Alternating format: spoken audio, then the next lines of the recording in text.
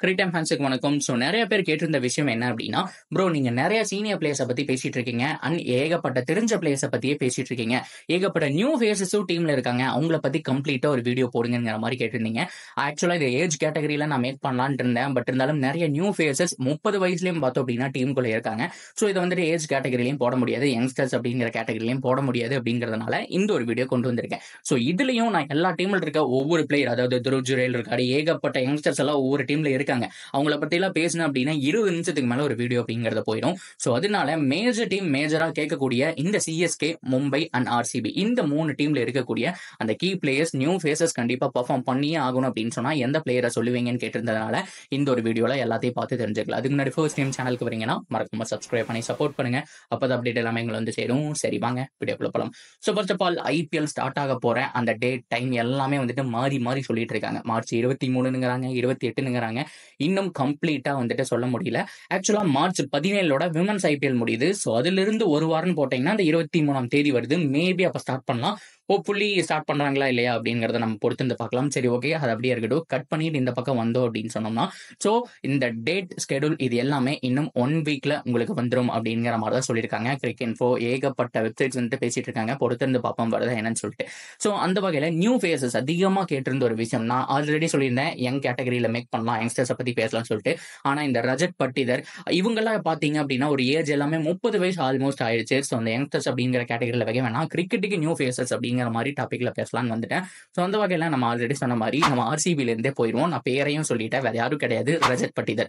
ரொம்ப ரொம்ப முக்கியமான ஒரு கீ பிளேயர். ஆனா ரீசெண்ட் டைம் நிறைய பேர் சொல்லக்கூடிய விஷயம், நம்ம ட்விட்டர் சைடு போனாலோ இல்ல ஏகப்பட்ட வெப்சைட் சைட் போனாலோ ரஜத் பட்டிதருடைய ஃபார்ம் வந்துட்டு போரா இருக்கு. ஆக்சுவலா ஒரு T20 கிரிக்கெட் நல்லா பண்றாருங்க. ஸோ ஓடிஐ எப்படின்னு தெரியல. ஆனா இந்த டெஸ்ட்ல அவர் இறங்கக்கூடிய இடம் பாத்தீங்க அப்படின்னா 5, 6 இல்ல அதுக்கும் கீழே கொண்டு போயிடுறாங்க. இதனால வரக்கூடிய மிகப்பெரிய பிரச்சனையே என்ன அப்படின்னா, நான் இப்ப அடிச்சாடுறதா என்ன பண்றதுன்னு தெரியாம ஏகப்பட்ட கன்ஃபியூஷன் இருக்கு. பிகாஸ் டெஸ்ட் கிரிக்கெட்டை பொறுத்த வரைக்கும் அந்த 5, 6வது பொசிஷன் அப்படிங்கிறது டிக்ளேர் கொடுக்கக்கூடிய பொசிஷனா இருக்கலாம். நல்ல ஸ்கோர் முன்னாடி அடிச்சு கொடுத்திருந்தாங்க, ஒரு ஜெய்ஸ்வால் அடிச்சு கொடுத்தாரு, இல்ல ஒரு கில் அடிச்சு கொடுத்தாரு அப்படிங்கிற பட்சத்துல இவர் பார்த்தோம் அப்படின்னா அந்த டிக்ளருக்கு ஆடக்கூடிய ஒரு பிளேயரா தான் இருப்பாரு. சோ அது மட்டும் இல்லாம நிறைய விக்கெட் போயிருந்தாலும் பவுலர்ஸ் கூட பார்ட்னர்ஷிப் போட வேண்டிய ஒரு சுச்சுவேஷன் வரும். இதனால நான் அடிக்க போறதா இல்ல வேண்டாமா, இப்ப நம்ம என்ன பண்ணணும், இல்ல நம்ம கேம் ஆடலாமா, சிங்கிள் ரொட்டேட் பண்ணலாமாங்கிற மாதிரி டெஸ்ட் கிரிக்கெட்ல ஏகப்பட்ட அந்த விஷயங்கள் அப்படிங்கிறது இருக்கு. சோ அதனால மேபி நல்லா பெர்ஃபார்ம் பண்ண முடியாம போகுது. அதனால டெஸ்ட் கிரிக்கெட்ல வந்துட்டு சர்வே பண்ண முடியல. ஆனா excellent ODI batter and excellent T20 பேட்டருங்க. ஆனா அவருடைய இடமான நம்பர் 4 அப்படிங்கிறது வந்துட்டு அவருக்கு கொடுத்தே ஆக வேண்டிய ஒரு சுச்சுவேஷன். என்னதான் ஃபேப் டு பிளஸி, விராட் கோலி, சோ அது போக வந்துட்டு நீங்க கேமரன் கிரீனோ, மேக்ஸ்வெல் யாரை வேணாலும் இறக்கிங்க, அந்த நம்பர் 4 அப்படிங்கிறது இவர் வந்தா மட்டும்தான் ஆர்சிபிக்கு வந்துட்டு சூப்பரா இருக்கும். பிகாஸ் வந்துட்டு அவரை க்ளோஸ் வாட்ச் பண்ண வெங்கடேஷ் ஐயர் என்ன சொல்லியிருக்காரு அப்படின்னா, நான் நிறைய பேரை பார்த்திருக்கேன், ஆனா ரஜத் பட்டிதர் மிடில் ஆர்டர்ல ரொம்ப டேஞ்சரஸ் பேட்ஸ்மேன் சொல்லியிருக்காங்க. சோ மிடில் ஆர்டர்னு நீங்க கணக்கெடுத்து பாத்தீங்கன்னா இப்போதைக்கு சூரியகுமார் யாதவ் மட்டும்தாங்க இருக்கிறாரு இந்தியன் டீம்ல. அண்ட் ரிங்கு சிங் இப்ப பினிஷரா வந்திருக்காரு. அந்த மிடில் ஆர்டரை பொறுத்த வரைக்கும் நீங்க ருத்ராஜ் கெய்க்வாட், ஜெய்ஸ்வால், தேவ்தத் படிகல் அப்படின்னு சொல்லிட்டு யாரையுமே அங்க ஃபிட் பண்ண முடியாது. ஆனா நீங்க ரஜத் பட்டிதரை ஒரு ரைட் ஹேண்டரா அந்த இடத்துல பிக்ஸ் பண்ண முடியும். சோ இதுதான் அவருடைய பிளஸ் பாயிண்ட். சோ ஆர்சிபியோட நான் கீ பிளேயர்னு மறுபடியும் சொல்றதுக்கான ரீசன் என்னன்னா, நீங்க போன சீசனை எடுத்து பாருங்க, அவங்க குவாலிஃபை ஆகாதுக்கு ரீசனே மிடில் ஆர்டர் பேட்டிங் ரொம்ப போரா இருக்கு. டிகே கிட்ட அந்த பினிஷிங் ஸ்கில் இல்ல, யாருமே கேமை எடுத்துட்டு போக மாட்டேனாங்க. அந்த டாப் 3 கேஜிஎஃப் அப்படின்னு அழைக்கப்படுற Kohli, Glenn Maxwell, Faf du Plessis ஆயிட்டாங்கன்னா டீம் காலி அப்படிங்கிற ஒரு சுச்சுவேஷனா இருந்தது. ஆனா இந்த தடவை ஒரு கேமரூன் கிரீன் வந்திருக்காரு, ஒரு வில் ஜாக்ஸ் வந்திருக்காருங்கும் போதே பாக்குறதுக்கு நல்லா இருக்கு. சோ இவங்க எல்லாருமே ஃபாரினரா போயிட்டாங்கப்பா, ஒரு இந்தியன் பேட்ஸ்மேன் ஆனா நல்லா இருக்கும் அப்படிங்கும் போது என்னதான் லோம் ரோல் நிறைய பேர் வச்சிருந்தா கூட சோ அந்த இடத்துல செம்மையா ஆடக்கூடிய ஒரு பேட்ஸ்மேன் ரஜத் பட்டிதர். அவர் ஒருத்தர் இந்த டீம்ல ஆட் ஆகிறதுனால சோ கண்டிப்பா இந்த வருஷம் பிளே ஆஃப் வாய்ப்பு அப்படிங்கிறது பிரகாசமா இருக்கு. சோ சின்னசுவாமி பேட்டிங் ட்ராக்லயும் நல்லா ஆடுவாரு, ஹோம் மேட்சஸ் வின் பண்றதுக்கு மிக முக்கியமான பேட்ஸ்மேனா இருப்பாரு அப்படிங்கிறத நம்ம எக்ஸ்பெக்ட் பண்ணலாம். ஓகேவா? அப்படியே கட் பண்ணிட்டு சோ நெக்ஸ்ட் டீமான மும்பை இந்தியன்ஸை நம்ம பார்த்துருவோம். மும்பை இந்தியன்ஸை பொறுத்த வரைக்கும் நிறைய பிளேயர் எடுத்து வச்சிருக்காங்க. டெவால் பிரேவிஸ் அப்படிங்கிற ஒரு டேஞ்சரஸ் பேட்ஸ்மேன், ஒரு டேஞ்சரஸ் பையனை வந்துட்டு அப்படியே ஒளிச்சு வச்சிருக்காங்க, மறைச்சு வச்சிருக்காங்க. எப்ப இடம் கிடைக்கும் அப்படிங்கிறது தெரியல. சோ இதை தாண்டி ஏகப்பட்ட பிளேயர்ஸை வந்துட்டு அவங்க மறைச்சு வச்சிருக்காங்க. சோ நீங்க திலக் வர்மாவை சொல்லலாம், ஏகப்பட்ட பேரை வந்து சொல்லலாம். ஆனா நான் இப்ப பேட்ஸ்மேனை சொல்ல போறது இல்ல, இன்னொருத்தர் சொல்ல போறேன். மத்வால் ரொம்ப ரொம்ப முக்கியமான ஒரு ஆளா இருக்க போறாருங்க. சோ நல்ல ஒரு பவுலிங் ஸ்கில் அப்படிங்கிறது இருக்கு. சோ இவருக்கும் 30 வயசு தான். அந்த வயசெல்லாம் முக்கியம் இல்லப்பா, இந்த பையன் நல்லா விக்கெட் எடுக்கிறா அப்படிங்கிற மாதிரி செம்மையா போட்டுட்டு இருக்காங்க. ஒரு எண்டில் பும்ரா, ஸோ அது போக அவங்ககிட்ட மதுவால் ஏகப்பட்ட பவுலிங் காம்பினேஷன் இருக்கு. ஸோ அது போக இந்த ஃபாரின் ஃபாஸ்ட் பவுலர் காம்பினேஷன் வச்சிருக்காங்க. ஹர்திக் பாண்டியா கிட்ட இருந்து ஒரு 4 ஓவர் வரும். அண்ட் முகமது நபியை ஸ்பின்னரா யூஸ் பண்ணுவாங்க. ஸோ அந்த வகையில பார்க்கும்போது மதுவால் உண்மையாலுமே மிகப்பெரிய ஸ்டாரா உருவாக போறாரு. ஆஃப்டர் இந்த ஐபிஎல்க்கு அப்புறம் நீங்க வேணா பாருங்க, இந்திய டீம் செலக்ஷன், அதாவது ஒரு சின்ன ஸ்குவாட் வந்துட்டு போவாங்க. எப்படி ருத்ராஜ் கைக்வாட் தலைமையில வந்துட்டு ஏசியா கப் போனாங்களோ அந்த மாதிரி சின்ன ஸ்குவாட் போவாங்க. அதுல மிக முக்கியமான ஒரு பவுலரா மதுவால் இருக்கிறதுக்கான சான்ஸ் இருக்கு. Line and length, same position எல்லாமே பெர்ஃபெக்ட்டா இருக்கு. அது மட்டும் இல்லாம அவரால பெர்ஃபெக்ட்டா யாக்கர் நெயில் பண்ண முடியும். அண்ட் செட் பண்ணி விக்கெட் எடுக்கக்கூடிய பவுலர்ஸ் இவங்க எல்லாமே.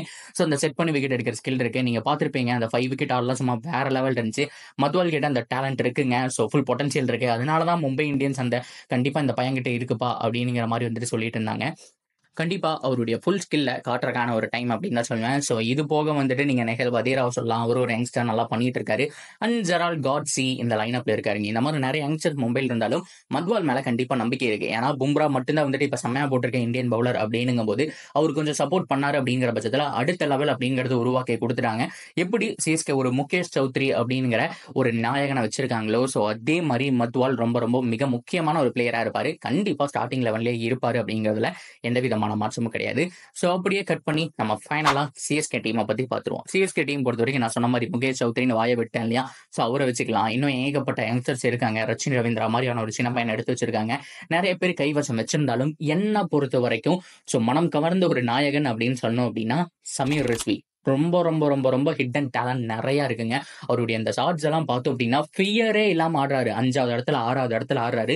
தோனி இறங்கக்கூடிய அந்த பொசிஷன்ல அவர் இறக்கி விடலாங்க. ஸோ அந்த மாதிரி மேபி அடுத்த வருஷம் வந்துட்டு ஒரு கோச் அப்பாயின் ஆயிட்டாரு அப்படின்னா கண்டிப்பா தோனி சிஎஸ்கே விட்டு வெளியில போக மாட்டாரு. அதாவது ரிட்டையர்ட் ஆனா கூட இதே டீமுக்கு தான் வந்துட்டு அவர் வந்துட்டு ஒரு கோச்சாவோ மென்டராவோ இருந்துட்டு இருப்பாரு. ஸோ அந்த வகையில சமீர் ரிஸ்வி ரொம்ப ரொம்ப முக்கியம். இந்த சமீர் ரிஸ்வியை வந்துட்டு நம்ம டீமுக்கு சஜஸ்ட் பண்ணது, சிஎஸ்கே டீமுக்கு சஜஸ்ட் பண்ணது யாருன்னு கேட்டீங்கன்னா சுரேஷ் ரெய்னா. இந்த பையனை எனக்கு சின்ன வயசுல இருந்து தெரியும், நான் பார்த்துட்டு இருக்கேன். அவன் சின்ன வயசுல ஆடின ஆட்டத்துக்கும் இப்போவுக்கும் எந்த விதமான மாற்றமும் கிடையாது. சரியான ஒரு டேலண்ட் இருக்கு. இந்த பையனை மிஸ் பண்ணிடாதேங்கிற மாதிரி ஒரு சஜஷன் ஹிண்ட் கொடுத்துருக்காங்க. ஸோ அவங்களும் பார்த்தோம் அப்படின்னா அரௌண்ட் ஒரு 7 crore நினைக்கிறேன், அது கரெக்டா தெரியல, 7 8 தெரியல. ஸோ அவ்வளோ கோடி ஸ்பெண்ட் பண்ணி ஸோ எடுத்து வச்சிருக்காங்க. சரியான ஒரு ஹார்டு ஹிட்டருங்க. கண்டிப்பா இந்த வருஷம் இம்பாக்ட் பிளேயரா ஏதாவது ஒரு மேட்ச்ல யூஸ் பண்றதுக்கான சான்ஸ் அதிகம். மேபி எல்லா மேட்சுமே பிளேயிங் லெவல்ல இருக்கிறதுக்கான சான்ஸ் அதிகம். எப்படி யூஸ் பண்றாங்க, 8 கோடி கொடுத்து பெஞ்சில் குறை வைக்க போறாங்களா இல்ல என்ன எப்படி யூஸ் பண்ண போறாங்க அப்படிங்கறது எல்லாத்தையும் நம்ம பொறுத்து இருந்தா பார்க்கணும். ஸோ ஓவராலா இந்த 3 டீமை வந்துட்டு கவர் பண்ணிட்டேன். இது ஒரு கீ பிளேயர் அப்படிங்கிற மாதிரி கேட்டகரிக்குள்ள வராதுங்க. ஒரு நியூ ஃபேஸஸ் யாரெல்லாம் பெர்ஃபார்ம் பண்ணியே ஆகணும் அப்படிங்கிற ஒரு கேட்டகரிக்குள்ள தான் வரும். அந்த வகையில் சமீர் ரிஸ்வியோட பெர்ஃபார்மன்ஸ் சிஎஸ்கேக்கு தேவை. ஸோ அதே மாதிரி பட்டிதருடைய பெர்ஃபார்மன்ஸ் கண்டிப்பா ஆர்சிபிக்கு 100% 200% அப்படிங்கிறது தேவை. அண்ட் மத்வாலுடைய பெர்ஃபார்மன்ஸ் அந்த ஒரு இந்தியன் பவுலர் அப்படிங்கிற முறையில் ஸோ கண்டிப்பா மும்பை இந்தியன்ஸ்க்கும் 100% தேவை. ஸோ இதுதான் நான் சொல்லக்கூடிய ஒரு விஷயமா இருக்கு.